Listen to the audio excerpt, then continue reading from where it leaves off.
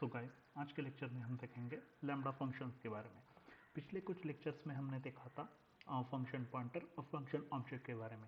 इसी के चलते हमारे पास एक अच्छा ऑप्शन रहता है लैम्बडा फंक्शंस, जो कि एक हम सिर्फ मेन फंक्शन के अंदर कोई भी एक इनलाइन फंक्शन डिफाइन कर सकते हैं।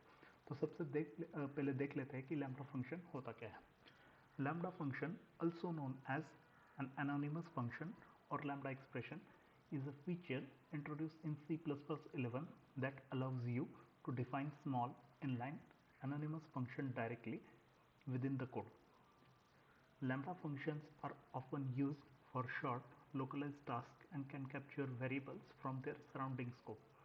They provide a concise and convenient way to write functions on fly, making the code more readable and expressive. अब इन सब का मतलब क्या है, मैं आपको वेस कोड की मदद से समझाता हूँ। मान लीजिए हमारे पास, चलिए ये मैंने ऑलरेडी टाइप करके रखा था, मैं आपको सबसे पहले स्टार्टिंग से बताता हूँ। देखिए, मान लीजिए हमें कोई स्ट्रिंग प्रिंट कराना है किसी फंक्शन की मदद से। तो जनरली हम क्या करते हैं, हम एक फंक्शन बना लेते हैं, उसका नाम रख देते हैं कुछ प्रिंट, और मान लीजिए फंक्शन कुछ प्रिंट करता है हेलो वर्ल्ड।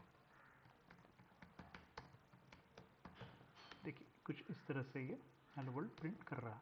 यहाँ तक तो आपको सबको पता है कि किस तरह से हम फंक्शन बनाते हैं, किस तरह से उसको मेन फंक्शन के अंदर कॉल करते हैं। मान लीजिए इसे कॉल करना है तो हम कुछ इस तरह से कॉल कर लेंगे, और अगर इस प्रोग्राम को मैं रन करूँगा तो जाहिर सी बात है ये हेलो वर्ल्ड प्रिंट करा देगा। ठीक है, जैसे आप देख सकते हैं इसने कंसोल पे हेलो वर्ल्ड प्रिंट करा दिया है। मैं और एक तरीका आपको बताता हूँ कि लैम्बडा फंक्शन की मदद से हम किस तरह से हेलो वर्ल्ड स्ट्रिंग प्रिंट करा सकते हैं। मान लीजिए मेन फंक्शन है, इसके लिए हमें कोई एक्सटर्नल फंक्शन बनाने की ज़रूरत नहीं है। तो सबसे पहले मैं आपको दिखाता हूँ लैम्बडा फंक्शन का सिंटैक्स क्या होता है। तो ये जो स्क्वायर ब्रैकेट होता है, इसके अंदर हम जो भी वेरिएबल्स कैप्चर करना है वो इसके अंदर रख देते हैं। उसके बाद ये राउंड ब्रैकेट है, इसके अंदर आर्ग्यूमेंट्स आ जाता है, और इसके ये जो करली ब्रैकेट्स है इसके अंदर हम फंक्शन का जो डेफिनेशन है वो लिख देते हैं। फिलहाल के लिए मैं इसके अंदर कुछ इस तरह से डेफिनेशन लिख देता हूँ, हेलो वर्ल्ड।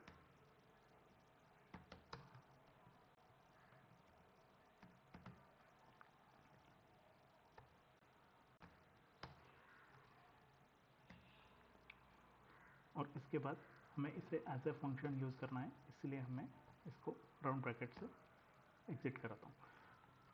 देखिए यहाँ पे हम देख सकते हैं ये पूरा लैम्बडा फंक्शन का बॉडी बन चुका है।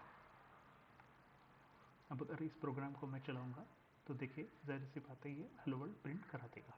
यहाँ पे देख सकते हैं आप, हेलो वर्ल्ड प्रिंट सक्सेसफुली हो चुका है। अभी ये कैप्चर लिस्ट क्या होती है, यानी वेरिएबल कैसे कैप्चर होते हैं, आर्ग्यूमेंट्स कैसे हम दे सकते हैं, अगर अभी आपको इस चीज़ के बारे में सोचने की ज़रूरत नहीं है। धीरे धीरे मैं आपको सब चीज़ें सिखाऊंगा। देखिए ये सब ये जो प्रोग्राम है हेलो वर्ल्ड, हमने सिर्फ एक लाइन में हमें कोई फंक्शन बनाने की भी ज़रूरत नहीं पड़ी, कोई फंक्शन कॉल करने की भी ज़रूरत नहीं पड़ी। ये एक अच्छा फीचर है लैम्बडा फंक्शन का। अभी इसको हम स्टोर भी कर सकते हैं। मैं आपको दिखाता हूँ इसे किस तरह से हम स्टोर कर सकते हैं। ये जो पूरा फंक्शन है, मैं कोई ऑटो कीवर्ड से कोई वेरिएबल बना लेता हूँ। मान लीजिए मैं auto p is equal to ये पूरा फंक्शन। अभी ये जो इसका जो भी मतलब ये जो भी रिटर्न करेगा जो, या फिर जो कुछ भी इसके अंदर रहेगा वो पी के अंदर स्टोर हो जाएगा।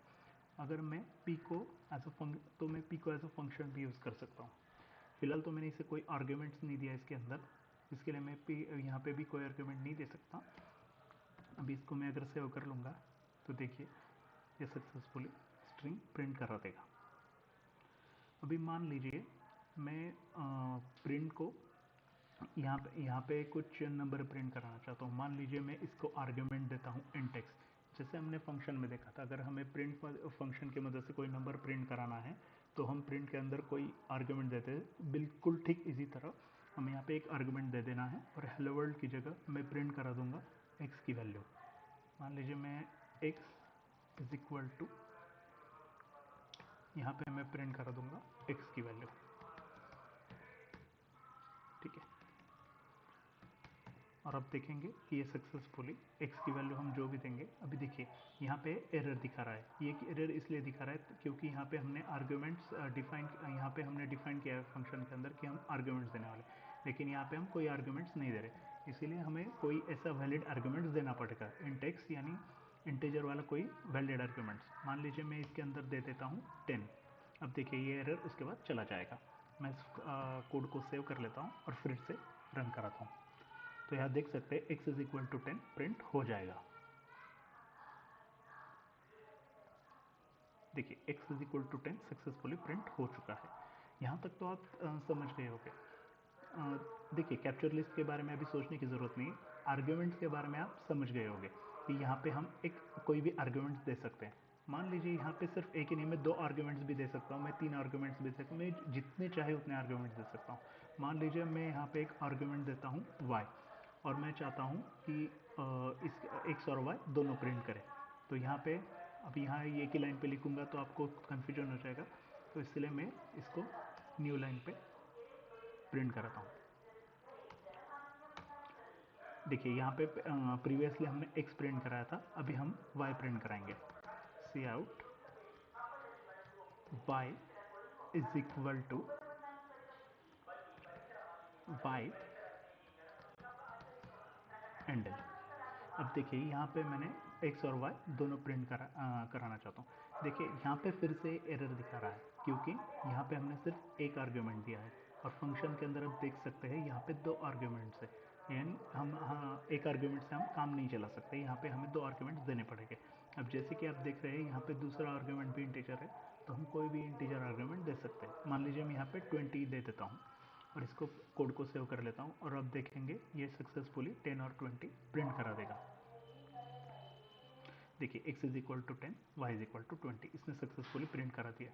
मैं आपको वापस से एक बार बताता हूँ कि हमें ये, अगर हम ये ऑटो पी नहीं भी बनाएंगे तो भी चलेगा। मान लीजिए कुछ मान लेते मैं इसके मिटा देता हूँ, लेकिन अगर आप इसे मिटा देते तो सबसे पहले आपको फंक्शन के एंड में आर्ग्यूमेंट्स देने पड़ेंगे।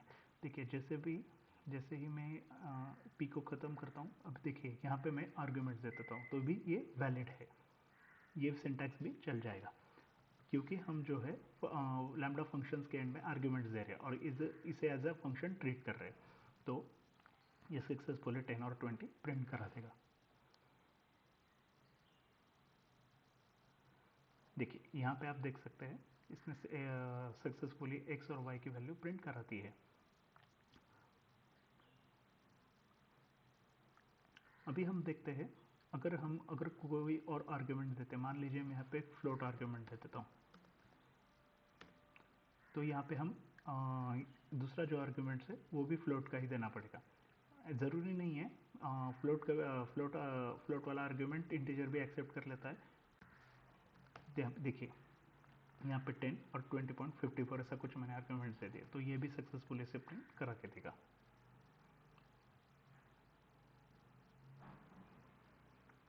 देखिए यहाँ पे x इज इक्वल टू 10 और y is equal to 20.54 successfully इसने प्रिंट करा के दिया है। अभी ये तो लैम्ब्डा फंक्शंस के बारे में। और एक और चीज़, अगर जैसे मैंने आपको पिछली बार बताया था कि मैंने कुछ ऑटो कीवर्ड से कुछ वेरिएबल बनाया था, p is equal to something, ऐसा कुछ मैंने आपको बनाया था, और इसको प्रिंट कराने के लिए मैंने कुछ इस तरह से सिंटैक्स यूज़ किया था। अब आपके मन में यह सवाल ज़रूर आया होगा कि हम यहाँ पे ऑटो ही क्यों लिख रहे हैं। देखिए ये जो फंक्शन है लैम्ब्डा फंक्शन, जो भी टाइप रिटर्न करता है ये सब कंपाइलर इंटरनली सब डिसाइड करता है। जब भी हम प्रोग्राम कंपाइल करते हैं तो कंपाइलर ऑटोमेटिकली इसका टाइप डिड्यूस कर देता है। तो हमें इसका टाइप अभी कंपाइलर क्या रिटर्न करेगा ये हमें पता नहीं होता। अगर हम इसका टाइप अगर जानना चाहते हैं तो मान लीजिए अगर हम ये जानना चाहते हैं कि पी जो है डेटा उसका टाइप क्या होगा, तो मान लेते हैं इसके लिए हम फंक्शन यहाँ पे ऑलरेडी मैंने टाइप इन्फो इंक्लूड करके रखा है, तो इसके लिए हम कुछ सी आउट पी डॉट इसको लो type ID p dot name, कुछ इस तरह से हम टाइप प्रिंट करा सकते हैं। अब देखिए इसका अगर हम टाइप प्रिंट कराने की कोशिश करेंगे तो यहाँ हम देख सकते हैं, देखिए यहाँ पे कुछ अलग ही डेटा टाइप कंपाइलर ने कुछ डिड्यूस कर दिया, यानी हम डिसाइड नहीं कर सकते कि इसका टाइप क्या होगा। हम ये कंपाइलर का ही जॉब रहता है कि इसका टाइप क्या होगा, ये कंपाइलर ही खुद डिसाइड करता है। इसके लिए हम बेहतर है हम ऑटो कीवर्ड्स के साथ जाए। ठीक है, तो ये था आज के लेक्चर में लैम्ब्डा फंक्शंस के बारे में। अगले लेक्चर्स में हम कुछ देखेंगे ये कैप्चर लिस्ट क्या होता है, इसे मतलब ग्लोबल वेरिएबल्स या फिर लोकल वेरिएबल्स कैसे कैप्चर करते हैं, ये हम अगले वीडियोस में देखेंगे। So thank you so much.